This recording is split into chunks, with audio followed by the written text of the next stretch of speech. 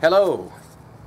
I am making a video to show you this new kind of modular rod holder that I've made for the good old canoe that I modified. We've been doing a lot of redfish fishing lately, and we have been using a lot more cut bait, usually pinfish or ladyfish. And we had an old, I made this box style rod holder that fits over the seat of the canoe.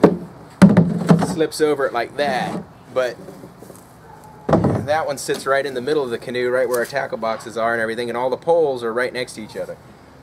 So I wanted to make a pole holder for either side of the boat so my brother and I can keep our poles separated.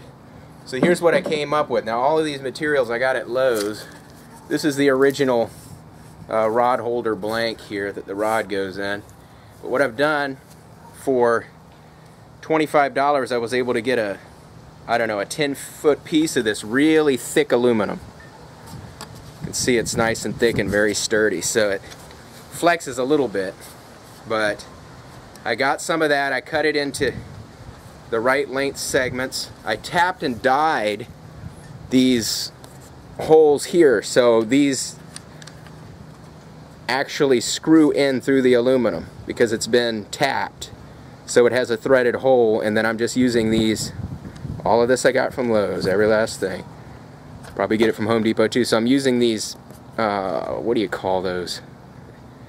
They're acorn nuts, but they're made of, they're not silicone, I don't think. Anyway, they're a fiber.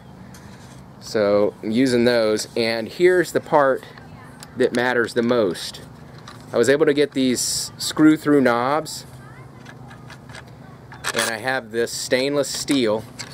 And the way my canoe works is it has a wrap around right here. This is U-shaped, so there's a space underneath here.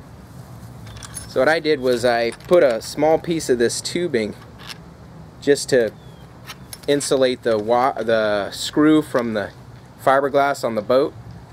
And then I bent some fender washers so that they stick up under that, and then when you tighten it up, that catches the lip. So here's how you install it. Stick it on there and you bring it back to the distance you need on both sides.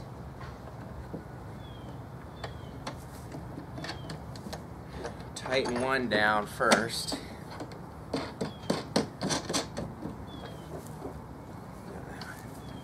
Loosely.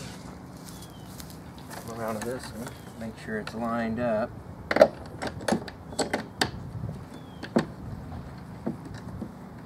Tighten it on down.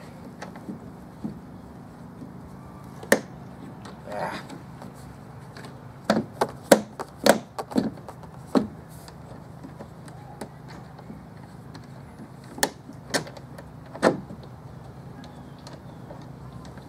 It's a lot harder than it looks. So we tighten this down nice and tight, and it goes on there nice and tight.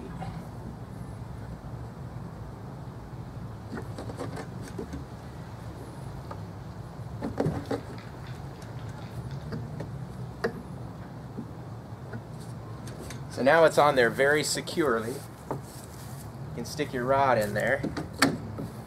It doesn't, these don't stick out any further than the widest part of the beam of the boat, and it can be moved. I can put this one up front. What I'm really going to do is make another one just like this to go up front for my brother.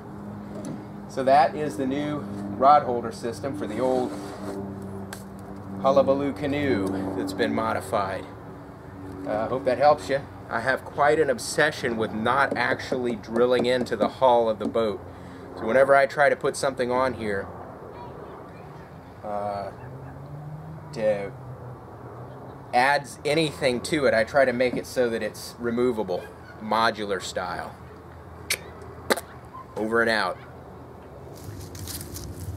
Okay, here we go with a quick test of the rod holder. When I put my rods in, I leave the drag very light. We'll test this by keeping the drag very taut and see how it works.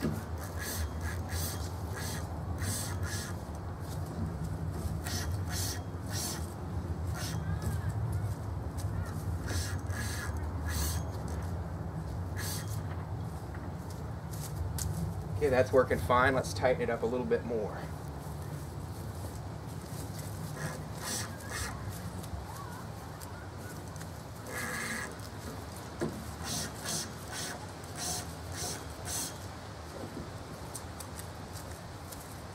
I got no complaints with that. That works just fine.